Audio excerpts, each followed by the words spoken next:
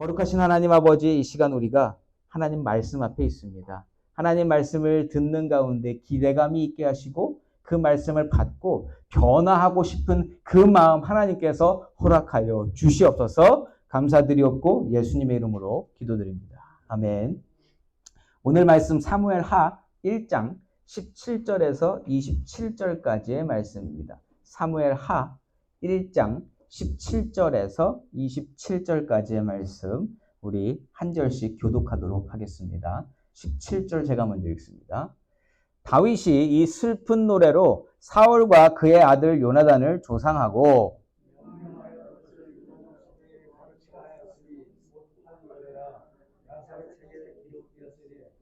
이스라엘아, 내 영광이 산 위에서 죽임을 당하였도다. 오호라, 두 용사가 엎드러졌도다.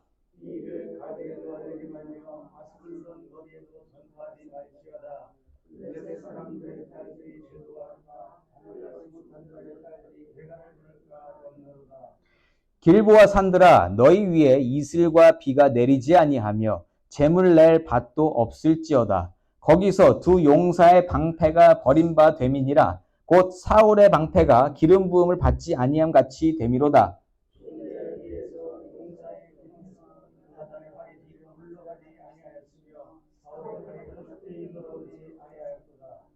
사울과 요나단이 생전에 사랑스럽고 아름다운 자이러니 죽을 때에도 서로 떠나지 아니하였도다. 그들은 독수리보다 빠르고 사자보다 강하였도다.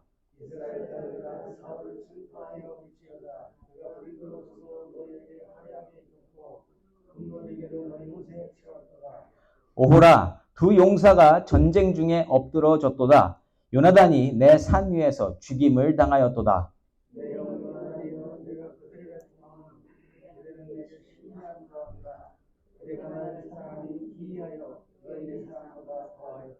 함께 읽습니다. 오호라, 두 용사가 엎드러졌으며 싸우는 무기가 망하였도다 하였더라. 아멘.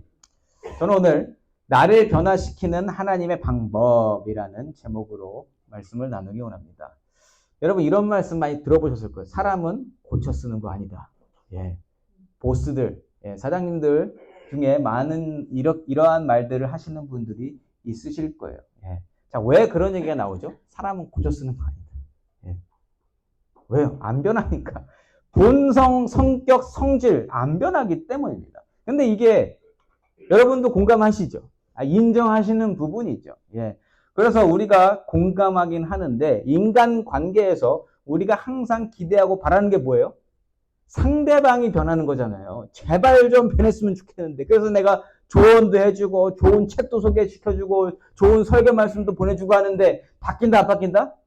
안 바뀐다. 우리가 분명히 알고 있습니다. 안 바뀝니다. 그런데 여러분 여기서 안 바뀌는 부분에 있어서 우리가 속는 부분이 하나 있는 거 아세요? 그게 뭐냐면 사람은 잘 안 변한다는 명제 속에 나도 포함되나요? 안 포함되나요? 이거 생각해 보셨어요? 나도 포함돼야 되는데 나는 싹 빼요. 나는 아니고 다른 사람들은 안 바뀌어. 이렇게 생각할 때가 너무나 많다. 근데 여러분 생각해 보세요. 나도 사람이고 나라는 사람이 다른 사람들과 별반 다를 게 있습니까? 없습니까? 없어요. 똑같아요. 그런데 그 명제에서 쏙 빼고 이야기하는 게 우리에게 너무 자연스럽다. 왜 웃으시는지 스스로 아실 거예요. 그죠? 저도 이 생각을 해보면서 나는 내가 나를 쏙 빼고 생각했었네. 저도 그렇게 생각했어요. 근데 왜 그럴까? 그럼 왜 나는 쏙 빼고 생각할까? 라고 저 스스로 생각해 봤더니 저는 스스로 생각보다 괜찮은 것 같아 라고 우선 깔고 간다라는 거죠. 나는 괜찮은 것 같은데 변하지 않아도 되는 것 같은데 그리고 내가 내 방식대로 이렇게 행동하는 이유 거기에는 분명한 이유가 있다. 이유를 설명할 수 있어요. 내가 이렇게 된 거는 예전에 어떤 일이 있어서 이렇게 됐음으로 해서 말미암아 이렇게 지금 살고 있는 겁니다. 이렇게 이야기를 할 수 있는 거리가 있잖아요. 그러니까 나는 빼요. 나는 안 변해도 돼요. 난 이렇게 되어졌어. 변화가 필요 없다고 생각하는 게 우리 대부분의 생각이라는 것입니다. 그런데 하나님은 우리가 변하기를 원하십니까? 안 변하기를 원하십니까? 변하기를 원하시잖아요. 이 성경 말씀이 결국 누구를 위한 말씀이에요? 우리를 위한, 나를 위한 말씀입니다. 이라는 것이죠. 하나님께서 이 사실을 분명히 알고 계세요. 그래서 하나님은 상대방이 아니라 나를 변화시켜 주시려고 말씀을 주신 것뿐만 아니라 나를 많은 상황 속에 그리고 많은 사람들 속에 넣어 놓으시고 부딪히게 하시고 그 뭐라 그러죠? 거기서 그냥 들들 볶게 하신다. 그게 누구를 위한 거라고요? 나를 위한 상황이다. 어렵고 복잡한 상황들 속에서 막 문제가 생기고요. 정신없고요. 막 기도해도 안 될 것 같은 그러한 상황 속 그리고 막 상대방이 변해될 것 같은 그러한 상황 속에 나를 두시고 결국 뭘 원하신다? 내가 나를 스스로를 보기를 원하시는 하나님이 그 모든 것을 허락하셨다. 하나님은 그러한 방법으로 우리를 빚어가시고요. 우리가 하나님 손에 결국 이끌려서 하나님께 온전히 사용받는 자들이 되도록 인도해 주시는 분이신 줄 믿습니다. 오늘 본문은요. 나를 변화시키려고 주위 상황을 변화시키시고 마침내 나 스스로가 깨닫게 하시고 내가 있어야 할 자리로 인도하시는 하나님의 역사를 보여주고 있습니다. 물론 사울의 죽음에 관한 이야기가 계속 몇 주간 이어져서 또 그건가라고 생각하실 수 있겠지만 아니요. 이게 굉장히 중요한 사건입니다. 그래서 하나님은 계속 이 말씀을 해주시는 거예요. 그래서 저와 여러분이 오늘 그 말씀을 나누게 되는데 본문을 통해서 나 스스로는 어떻게 변화받아야 하는 존재인지 또 내가 현재 있는 자리를 통해서 하나님이 보여주시는 것은 무엇인지를 깨닫고 하나님께서 원하시는 모습으로 조금이라도 변화를 가지는 저와 여러분이시기를 소망합니다. 자, 17절 말씀 제가 읽어볼게요. 다윗이 이 슬픈 노래로 사울과 그의 아들 요나단을 조상하고 아멘. 자, 뭐 특별할 일 없죠. 너무 우리가 당연하게 받아들일 수 있는 그러한 내용입니다. 자, 그럼 사울과 요나단을 생각하고 슬픈 노래로 조상하고 있다. 애가를 부르고 있다. 이렇게 다윗이 하고 있습니다. 자, 그런데 여러분, 다윗이 슬픈 것이 당연한 일일까? 이거 생각해 볼 만한 문제라는 거죠. 다윗이 슬퍼하는 게 당연합니까? 여러분 어떻게 생각하세요? 내 삶을 심하게 괴롭혀서 결국 삶의 좌절과 바닥까지 경험케 했던 존재가 죽었습니다. 과연 슬플 일입니까?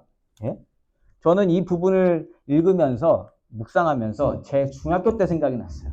중학교 때 어떤 일이 있었는지 저를 괴롭히던 애들이 있습니다. 저 지금 사이즈를 보시면 아시겠지만 사이즈도 그렇고 얼굴도 그렇게 독하게 안 생겼잖아요. 웃고 다니고 웃는 게 전 어렸을 때부터 웃었어요. 그래서 인상 좋다는 말은 들었으나 강해 보이지는 않는다라는 거죠. 그러다 보니까 어때요? 괴롭히는 애들이 있었다.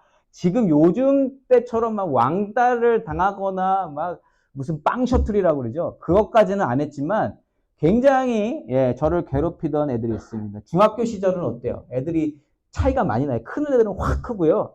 저같이 천천히 크는 애들은 항상 저는 그냥 앞쪽이었어요. 계속 쭉 이렇게 됐거든요. 자, 그렇게 되다 보니까 중학교 때는 어떻게 된다? 힘의 원리를 적용해 보려고 한다. 애들이 크니까 그 힘으로 눌러보려고 한다. 자, 몇 명이 그렇게 저를 괴롭혔었어요. 지도 그렇게 크지도 않았어요. 저 생각해 보면. 근데 그냥 뭔가 이렇게 그런 남자 사이에서는 그런 힘의 원리가 분명히 작용한다라는 거죠. 어쨌든 싸움을 잘하는 걸로 알려졌어요. 그래서 그 애가 제가 그에게 굴욕하게 하려고, 그러니까 굴욕당함을 보게끔 하려고 굉장히 노력을 했다라는 거죠. 무섭지는 않았는데 너무 스트레스인 거예요. 나만 갖고 그러지. 아니 뭘 잘못을 했으면 제가 뭔가를 꼬투리를 잡게끔 했으면 모르겠는데 아무것도 안 했는데 굉장히 괴롭히더라는 거죠. 그래서 제가 그때 태권도를 시작했습니다. 태권도 흰띠로 시작해서 그때 막 포부가 있었죠. 내가 나중에 운동을 열심히 해서 나중에 다 때려눕혀야 되겠다. 그런 일은 없었습니다. 어쨌든 자 이렇게 제가 그때 생각을 했었던 이유는 그때 제 마음 가운데 증오와 분노가 엄청났었거든요.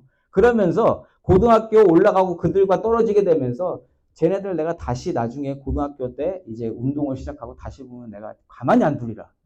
그리고 지옥에나 떨어지라. 뭐 이랬었단 말이에요. 그러니까 제가 사울과 다윗의 관계를 떠올릴 때 항상 걔네들이 떠올랐어요. 예. 지금은 뭐 별로 없어요, 마음에 그런 거. 근데 그 당시만 해도 그 찰나에는 이 새끼들이 다 없어지면 좋겠다. 다 사라지면 좋겠다. 이런 생각을 했었단 말이에요. 근데 지금 다윗은 현재 상황이잖아요. 다윗이 지금 겪고 있는 상황 가운데에서 사울이 없어지면 좋겠다라는 생각을 하지 않았을까? 저는 인간적인 생각으로 해봤습니다. 잘못한 것도 없고 피해준 것도 없는데, 예, 다윗을 괴롭혔던 사람이 사울이잖아요. 자기 스스로가 못 견뎌서, 예. 자, 그렇게 그랬던 사울인데 저는 다윗이 공감되지 않아요. 예. 자기를 괴롭혔던 사울을 끝까지 손가락 하나 다치지 않게 하고 죽고 나서도 슬픔으로 조상하는 그 모습이 저는 공감되지 않았다라는 거예요. 오늘 설교 준비하면서 다윗이 어떠한 마음으로 슬퍼했을까 계속 생각해보게 됐습니다. 나를 괴롭히던 자에 대한 슬픔. 제 답을 찾았을까 못 찾았을까요? 못 찾았습니다. 예. 아무리 생각해도 저는 그렇게 할 수 없어요. 안 바뀌어요. 사람은 스스로가 피해당한 거, 억울함, 분노로 인식한 것에 대해서는 마음을 바꾸기가 어렵습니다. 그 분노가 사라지는 게 아니에요. 분노와 그 피해, 억울함은 사라지는 건 아니라는 거죠. 인간으로서 안 되어지는 일이 그 피해당한 일에 대해 인식을 바꾸는 겁니다. 예. 인식을 바꿔지지 않아요. 그런데 그 일이 오늘 성경에서 되어지고 있다. 그 인식이 바뀌어졌냐? 아니요. 그것을 덮는 은혜가 있었다라는 겁니다. 다윗은 그것을 그냥 없애거나 옆으로 치워버린 게 아니라 그것도 있는데 그것을 덮는 무언가가 있었다. 몰려오는 슬픔을 주체하지 못하고 있었다. 이유는 뭐예요? 하나님이 일하셨기 때문이에요. 하나님이 개입하셨기 때문인 줄 믿습니다. 하나님이 더 큰 것을 주시고 다른 것들을 다 채워주시면 그게 덮인다. 그 원리가 오늘 본문에서 나온다라는 거예요. 하나님이 다윗의 마음을 붙잡아 주셨고요. 다윗을 통해 하나님이 일해 주시고 다윗을 움직여 주셨기 때문에 다윗은 더 이상 거기에 시선을 두지 아니하고 분노와 억울함과 그 억울한 마음 가운데 시선을 두지 아니하고 다른 데로 시선을 돌리더라. 예. 자, 이렇게 해주신 분이 하나님이십니다. 자, 하나님께서 마음의 방향을 바꿔주신 방법. 우리가 이 방법을 알고 나면 우리 삶에서도 분명한 변화를 경험할 수 있습니다. 그 방법은 무엇인가? 나 개인에게 일어난 일을 내 개인의 감정으로 바라보는 것이 아니라 똑같은 일을 바라봐도 하나님의 눈으로, 하나님의 시각으로 바라보는 것입니다. 퍼스널 리즌으로는 슬퍼할 일이 아니에요. 예, 기뻐할 일이지만 하나님의 전체 플랜과 하나님께서 하시는 일 안에서 바라보면 슬퍼 마땅한 일이 된다라는 겁니다. 그 시선을 바꿔야 된다라는 거예요. 사울의 죽음은 뭘 의미합니까? 이스라엘의 영적인 몰락을 의미하는 겁니다. 예. 이 영적 의미를 깨닫는 순간에는 사울의 죽음이 내 개인적인 어떤 보복으로 다가가지, 어프로치하게 되지 않는다. 다윗으로 하여금 지금 슬픔의 감정을 자극하는 것은 개인의 피해가 아니에요. 개인의 피해가 아니라 내가 속한 이스라엘 전체의 일로 지금 바라보고 있는 것입니다. 자신이 속해 있을 뿐 아니라 하나님께서 친히 선택하시고 하나님을 드러내야 하는 하나님의 나라 이스라엘을 생각하면서 다윗은 현재 슬퍼하고 있다는 거예요. 그 슬픔의 그 근원이 어딘지 분명히 말씀드렸죠. 이스라엘입니다. 예. 근데 여러분, 이스라엘 한번 생각해 보세요. 이스라엘은 하나님의 나라고 하나님의 민족입니다. 그렇지만서도 인간적이고 객관적인 눈으로 보면 이스라엘 신경 쓰여져요, 안 쓰여져요? 이스라엘이 관심 대상입니까? 관심 가질 만한 이만한 이유도 없다. 가치를 둘 만한 것이 없는 나라다. 뭐 크기가 큽니까? 다른 나라에 도움을 줍니까? 나에게 도움을 줍니까? 자원이 풍부합니까? 드러낼 게 있으니까, 배울 게 있으니까 뭐가 있습니까? 지금 현재도 이스라엘 하면 뭐가 떠오르? 대단한 나라네. 이런 생각이 드십니까? 아니에요. 인간적으로는 별 볼 일 없어요. 예. 도대체 드러낼 것 하나 없는 별것 없는 나라가 이스라엘인데 이스라엘의 중요한 이유는 한 가지입니다. 뭐예요? 하나님이 선택하신 나라다. 하나님이 선택하시고 하나님이 세우신 나라고 하나님은 그 이스라엘을 통해서 스스로를 드러내시겠다라고 말씀을 하신 거예요. 이거는요, 우리 각 개개인으로 따져봐도 똑같아요. 나 개인이 이 세상에 드러날 거 없다 하더라도 하나님이 나를 선택하시고 나를 지명하시고 나를 통해 하나님을 드러내시겠다고 하면 나는 중요한 겁니다. 나는 중요한 사람인 겁니다. 여러분, 우리가 다 중요한 사람들인 거예요. 왜요? 내가 드러낼 게 있어서가 아니라 하나님이 우리를 선택하셔서 우리를 통해 일하시고 우리를 통해 드러내시겠다고 약속하셨기 때문입니다. 그렇게 모인 교회가 트루스 교회 아니겠어요? 트루스 교회는 이 세상 모르는 사람이 더 많아요. 그렇지만 중요한 교회입니다. 왜요? 하나님이 세우셨으니까. 하나님이 일하시는 교회인 줄 믿습니다. 자, 그렇게 중요한 나라가 이스라엘이라는 거예요. 그렇지만 현재 본문 속에서 보여지는 이스라엘 상황은 어때요? 이스라엘 백성들 자체도 자기들의 존재가 어떠한 존재인지 제대로 깨닫지 못하고 살고 있다. 하나님의 나라이면서도 하나님을 보지 못하고 있고요. 하나님을 믿지 못하고 있고 하나님 말씀을 듣지 않습니다. 그리고 그러한 하나님에 대한 패역함의 중심에 있던 사람이 누구예요? 사울이었어요. 네. 다른 나라와 같이 왕을 세워달라고 해서 세워졌던 왕, 인간의 욕심으로 세워졌던 왕, 사울이 왕으로 세워진 것은 이스라엘의 영적 붕괴를 여실히 드러내는 일이었습니다. 또 사울의 죽음은 하나님과의 단절을 가시적으로 보여주는 영적으로 너무나 좌절되고 슬픈 일이었다라는 거예요. 그렇기 때문에 하나님은 이 부분을 절대로 그냥 넘어가지 아니하시고 사무엘상과 사무엘하 계속 이 부분에 남겨놓으시고 계속 사람들이 생각하게끔 하신다. 왜요? 영적으로 붕괴된 이스라엘의 모습을 보여주셔야 되니까요. 그런데 붕괴된 거를 보여주시려고 하는 게 아니라 그렇게 무너지고 바닥을 치고 있지만 내가 살리는 나라가 이스라엘이다라는 것을 보여주시기 위해서 우리에게 이 말씀을 전해주시고 계시다. 여러분, 그런데 다윗은요, 지금 개인적인 감정에서 벗어나 있습니다. 그리고 지금 포커스가 어디가 있냐면 하나님께서 세우신 이스라엘. 그러나 영적으로 완전히 붕괴되어서 위급한 상황에 놓인 이스라엘의 모든 시선이 집중되어 있다는 거예요. 그렇기 때문에 다윗이 지금 슬퍼하고 있다는 겁니다. 이러한 다윗의 마음을 뒷받침하는 행동이 바로 이어져요. 18절 말씀입니다. 명령하여 그것을 유다 족속에게 가르치라 하였으니 곧 활 노래라 야살의 책에 기록되었으되. 아멘. 자, 지금 다윗이 뭐 하고 있어요? 명령하여 유다 족속에게 가르치라고 말하고 있습니다. 예, 이것을 명하고 있다라는 거예요. 이 다윗이 어떠한 마음을 가지고 있는지 잘 보여주는 대목이에요. 자, 유다 족속에게 가르치라고 명령하고 있습니다. 뭔가 민족성을 생각하면서 이스라엘을 생각하면서 정말 어떠한 결단에서 우러나오는 말처럼 들린다는 겁니다. 명령하여 유다 족속에게 가르치라. 뭘 가르치라는 것인가? 그 가르치는 내용은 그 뒤에 이어집니다. 19절부터 오늘 마지막까지 27절까지 이어지는 그 말씀 속에 다윗이 가르치라는 그 내용이 들어가 있습니다. 내용을 간단하게 간추려 보면 다른 게 아니라 이스라엘의 초대 왕이었던 사울과 그의 아들이었던 요나단의 죽음에 관한 내용이에요. 죽었다. 두 용사가 엎드러졌도다. 이 내용만 3번이 반복됩니다. 두 용사가 엎드러졌도다. 무슨 소리예요? 이스라엘이 무너졌다. 이스라엘이 영적으로 무너졌다. 예.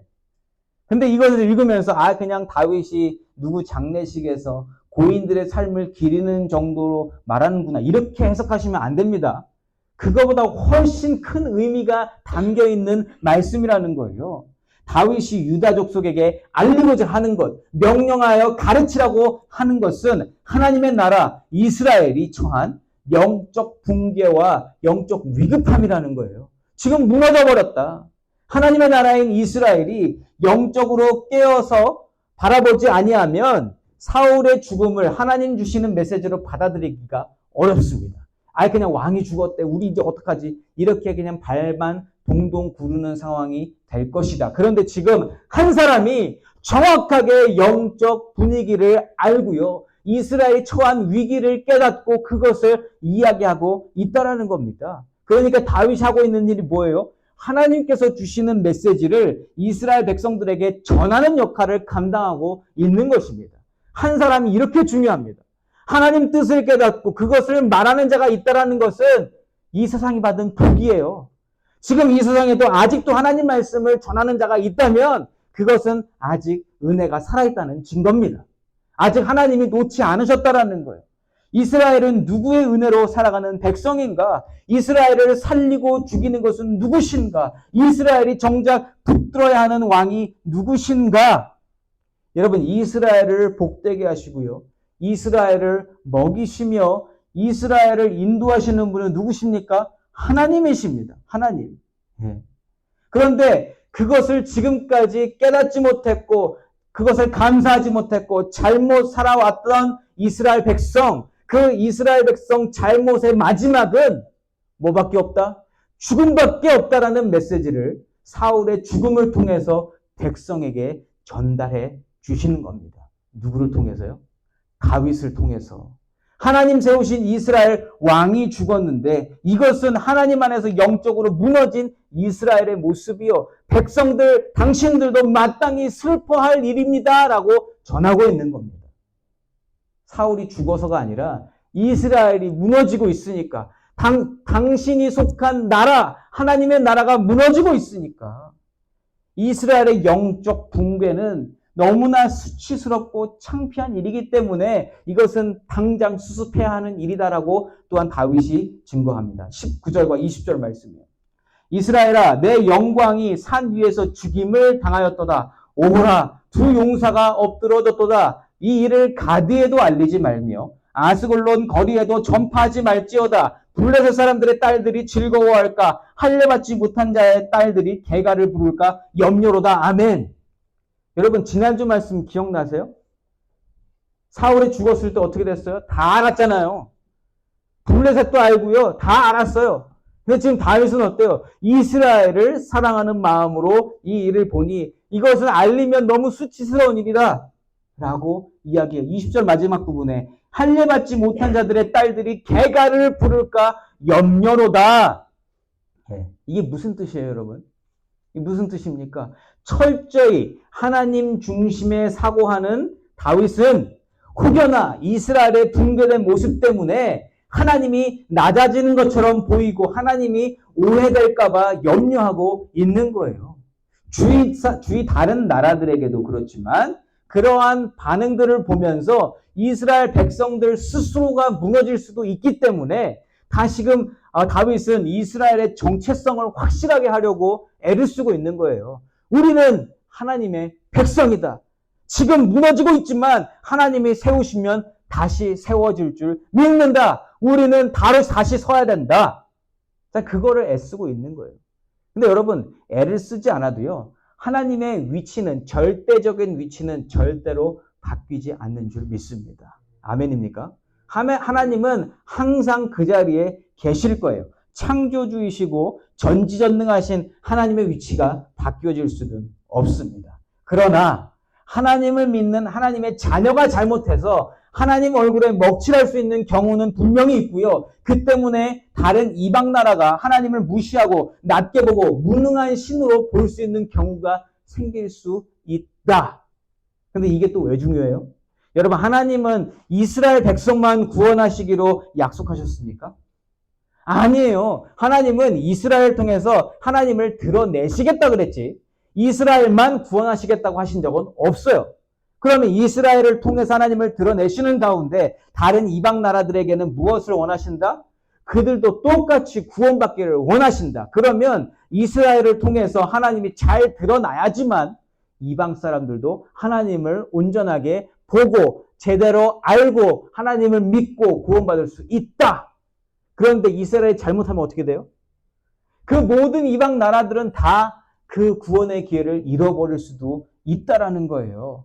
다윗은요, 그러한 그 이방 사람들에 대한 마음까지는 아니더라도 하나님이 그렇게 안 좋게 보여지는 것이 너무 싫은 거예요.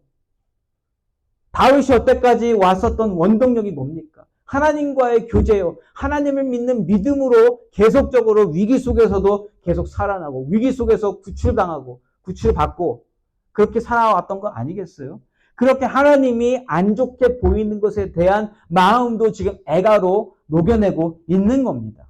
그것을 백성들에게 가르치고 있다라는 거예요. 그렇기 때문에 오늘 본문에서는요, 뭔가가 이렇게 일률적인 것 같지 않고 계속 왔다 갔다 하는 것 같아요. 사울과 요나단의 죽음을 계속 이야기하는데 높이는 것 같은데 또 낮추는 것 같기도 하고 뭐 이렇지만 낮추는 거 아닙니다. 여러분, 계속 높이고 있어요. 사울과 요나단을 다윗이 계속 높여주고 있습니다. 23절과 24절 말씀을 보세요. 사울과 요나단이 생전에 사랑스럽고 아름다운 자이러니 죽을 때에도 서로 떠나지 아니하였도다. 그들은 독수리보다 빠르고 사자보다 강하였도다. 이스라엘 딸들아, 사울을 슬퍼하여 울지어다. 그가 붉은 옷으로 너희에게 화려하게 입혔고 금 놀이개를 너희 옷에 채웠도다. 아멘. 자, 이 부분 보면 사울에 대해서 좋게 높여주고 있습니까? 내리깔고 있습니까? 높여주고 있잖아요. 네. 높여주고 있죠. 생전에 사랑스럽고 아름다운 자였다. 그들은 독수리보다 빠르고 사자보다 강한 자였다. 그가 붉은 옷으로 너희에게 화려하게 입혔고 금 놀이개로 너희 옷에 채웠도다. 잘 살게 해주지 않았냐? 예. 여러분, 사울에 대한 개인적인 앙금이나 분노만 가지고 있었다면 이렇게 말할 수 없었을 거예요. 그런데 지금 다윗은 어때요? 영적으로 깨어나고 있어요. 영적으로 체험받고 있고요. 지금 뭔가 달라졌습니다. 그렇기 때문에 이스라엘 왕을 높이고 있는 거예요. 사울 개인을 높이는 게 아니라 하나님이 어쨌든 세우신 이스라엘 왕을 높이고 있습니다. 그러면서도 개인적으로 사무치는 슬픔도 이 안에 녹아냈어요. 25절과 26절 말씀이에요. 오호라, 두 용사가 전쟁 중에 엎드려졌도다. 요나단이 내 산 위에서 죽임을 당하였도다. 내 형 요나단이여, 내가 그대를 애통함은 그대는 내게 심히 아름다움이라. 그대가 나를 사랑함이 기이하여 여인의 사랑보다 더하였도다. 아멘. 여러분, 다윗의 상황을 여러분들이 잠시 떠올려 보시면 아무도 기댈 사람이 없었어요. 가족도 기댈 사람이 없었고요.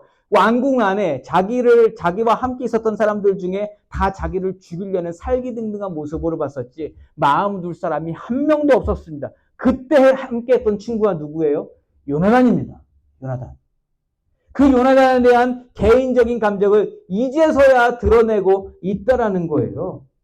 여러분, 지금 이 본문에서 지금 다윗이 굉장한 것들을 드러내고 있는데요. 지금 아까 처음에 뭘 봤어요, 우리가? 다윗이 이스라엘 전체를 생각하는 그 마음을 봤잖아요. 그렇죠? 그 마음을 보여줬고 이제는 내가 마음 둘 곳 없었을 때 내가 마음 둘 곳을 조금이라도 마련해 주었던 요나단에 대한 마음을 지금 표현해내고 있습니다. 자, 이것을 이야기하면서 무엇이 드러나고 있냐면 다윗이 지금 진짜로 이야기하고 있다. 진정성을 가지고 이야기하고 있다는 것을 드러내고 있습니다. 그러니까 그냥 뭐 떠도는 이야기로 뭐 이론적인 이야기 뭐 가르치려고 하는 이야기가 아니라 지금 다윗은 진짜 내 마음이 이렇습니다. 내 마음이 진짜 슬프고 내 마음이 정말 어렵습니다. 이스라엘 때문에도 그렇지만 내 개인적인 감정도 그렇습니다. 그러나 사울에 대한 마음, 내가 분노를 가지고 있지만 우리는 그것으로 바라봐야 되는 사람들이 아니라 하나님이 가르쳐 주시는 이스라엘 전체에 대한 마음을 가지고 우리가 이 상황을 바라봐야 됩니다. 라고 유다 백성들에게 이야기하고 있는 거예요. 우리가 언제나 일을 대할 때 바라봐야 할 시선은 하나님의 시선이요. 그러나 개인적인 감정까지도 우리는 무시할 수 없다. 그러면서 27절 말씀을 마지막으로 오늘 말씀이 마무리됩니다. 읽어봅니다. 오호라, 두 용사가 엎드러졌으며 싸우는 무기가 망하였도다 하였더라. 아멘. 결론은 뭐예요? 결국은 망했다라는 거예요. 사울과 요나단은 죽었다. 아무리 높아졌고 하나님이 세우셨고 하나님의 나라로서 그 대표를 감당했던 자들이지만 결국엔 죽었다. 사실은 팩트는 이제 그들은 죽었다.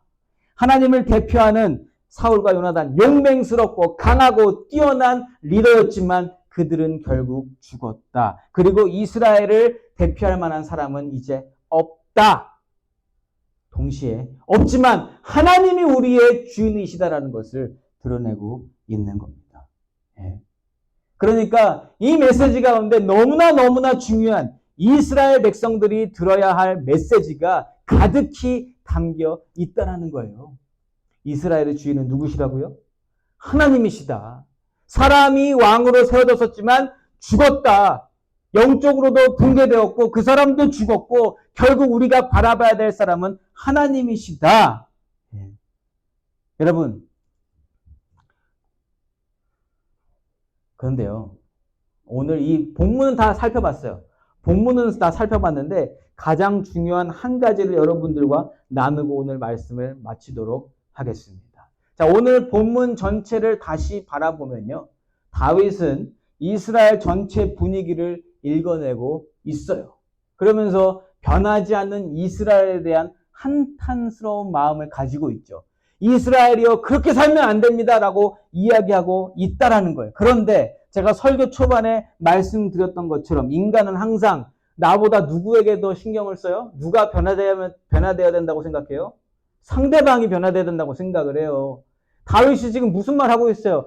유다 백성들을 가르치면서 이스라엘이여 정신 똑바로 차리고 붕괴된 이스라엘을 다시 세워야 됩니다라고 이야기하고 있는데, 다윗이 지금 어떤 상황이 있어요? 스스로는 잘하고 있습니까? 지금 어디 있어요? 지금 블레셋에 있단 말이에요. 이스라엘이 무너지고 있는데 자기는 정작 블레셋에 있단 말이에요. 예. 블레셋 왕을 섬기고 있습니다. 진심이든 아니든 자신의 처지는 누가 봤을 때, 제3자가 봤을 때 말도 안 되는 일을 하고 있어요. 그러한 말할 자격이 없어 보인다. 이스라엘이 영적으로 붕괴된 처지를 바라보면서 마음 아파하고 동시에 그러한 이스라엘을 바라보시는 하나님 마음까지도 누구보다 잘 읽고 있지만 자기 스스로는 개판이라는 거예요. 더할 나위 없이 한심한 지경입니다. 그 누구에게도 숨길 수 없는 자기의 처지예요. 숨길 수 있어요? 뭐라고 할 거예요? 나는 블레셋에 있는데 누가 봐도 이스라엘을 배신한 것 같은 위치, 블레셋에 속해 있으면서 이스라엘을 생각하며 이스라엘 영적 상태를 알리려고 가르치는, 명령하고 있는 그 모습 위선적이지 않습니까? 여러분, 이중적인 모습 아니에요? 하나님은 왜 이 상황을 허락하셨냐는 걸 왜 보여주시고 계실까요? 누구 변화라고 이 상황을 다윗에게 허락하신 겁니까? 다윗 변화라고요. 다윗 스스로 변화라고요. 이스라엘이 붕괴된 것에 대해서 그렇게 외치고 있지만 너는 어쩌고 있니? 너 뭐하고 있니? 하나님은요, 이 상황을 통해서 다윗이 다른 사람 아니라, 다른 이스라엘 전체 아니라 다윗 스스로 한 사람의 마음을 보게 하신 겁니다. 자기 스스로를 정확하게 통찰하고 진단하며 무엇을 해야 하는지를 주위 환경을 통해서, 다른 사람을 통해서 보게 하심으로 다윗은요, 지금 굉장히 괴롭습니다. 그 말을 하고 있는 자기 스스로가 너무 한심해서 괴로웠을 거예요. 그런데 그게 그 자리를 벗어나서 변화받는 유일한 방법이었다라는 거예요. 다윗 자존심 셉니다. 다윗 머리 똑똑합니다. 다윗 거짓말할 수 있습니다. 그런데요, 지금 이 상황에서는 거짓말할 수도 없고 아무것도 못해요. 결국 할 수 있는 건 뭐다? 하나님께로 돌아오는 것밖에 없었다. 그래서 다윗을 너무나 잘 아시는 하나님이 다윗에게 가장 적합하고 잘 맞는 방법으로 다윗을 변화시켜 주시고 계시는 모습이 오늘 본문이 가르쳐주는 영적 교훈이라는 거예요. 사랑하는 우리 트루스교회 성도 여러분, 우리가 믿는 하나님께서는 우리 한 사람 한 사람이 하나님을 믿고 하나님 안에서 변화받기를 원하시는 분이십니다. 우리 모두는 다 변화받아야 할 존재라는 거예요. 죄인인 저와 여러분이 하나님을 만나서 하나님을 믿어서 의인이 되기를 너무도 원하시는 분이 우리 하나님이시기 때문에 하나님은 우리에게 독생자 예수를 보내주셨고 그 예수가 십자가에 못 박히도록 내버려 두셨습니다. 그리고 그 자리로 우리가 나아갈 수 있도록 인도하시고요. 또 우리 한 사람 한 사람을 가장 적합한 방법을 통해서 우리가 그 자리로 나아가게 하시고 또 다른 어려운 상황들을 통해서 우리가 받을 수 있도록 우리에게 어려운 문제들, 어려운 관계들을 허락해 주시고 계시다. 근데 여러분, 그러한 상황 가운데에서 특별히 나 아닌 누군가가 변해야 된다고 생각이 들 때 그때 누구를 바라봐야 된다고요? 나를 바라봐야 된다고요. 그게 나를 비추는 거울이 된다라는 겁니다. 하나님은 그 거울을 우리에게 허락해 주셔서 우리가 우리 스스로를 보게 하시고 나 스스로가 너무 괴롭게 되어서 하나님께로 나아갈 수밖에 없는 자리로 만드시려고 우리에게 그 모든 것을 허락해 주신 줄 믿습니다. 여러분 삶이 지금 어려우십니까? 어떤 문제가 있으십니까? 인간관계 아니더라도 나에게 어떠한 문제를 주셨다면 여러분 그때가 하나님 역사가 이루어지고 하나님이 보여지는 때인 줄 저는 믿어요. 좀처럼 변하지 않는 나를 변화시키시기 위해서 특별한 상황과 환경을 허락하시며 나를 변화시켜 가시는 우리 하나님이 오늘도 우리를 이 자리에 한 군데 모이게 하시고 우리 한 사람 한 사람이 다 변화받을 수 있도록 말씀하시고 계시는 줄 믿습니다. 나를 자녀 삼으시고 나를 변화케 하시려고 어려움을 주시는 가운데 여전히 저와 여러분과 함께 계시는 임마누엘 하나님이심을 믿으시고요. 하나님은 절대 어디 안 가십니다. 우리를 꼭 붙들고 계실 겁니다. 그러한 하나님을 붙드시고 이번 한 주간도 주 안에서 승리하시며 어제보다 오늘 조금 더 성숙함으로 나아가시는 우리 귀하고 복된 트루스교회 성도님들이시기를 예수 이름으로 축복합니다. 아멘. 아멘.